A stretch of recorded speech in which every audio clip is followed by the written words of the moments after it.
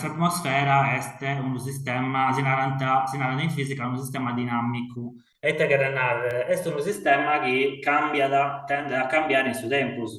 Un esempio potrebbe essere l'orbita della Terra in giro sul Sole. Però questa atmosfera è mera complicata, poi questa atmosfera è un sistema caotico. E te che narra, che tiene una componente di impredicibilità che noi non possiamo superare.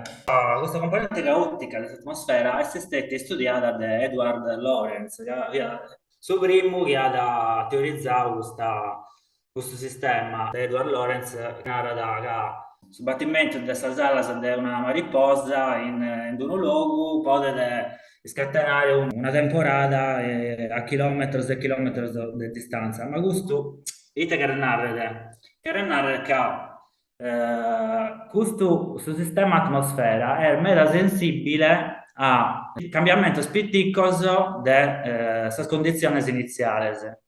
Tanto che se io faccio questa fotografia della atmosfera e tengo differenze pittiche e deddas in queste condizioni iniziali, sul risultato di questa simulazione potrebbe essere mega diverso. Tanto, la questione è, variazioni spitticas delle condizioni iniziali possono diventare due possibilità di evoluzione completamente diverse.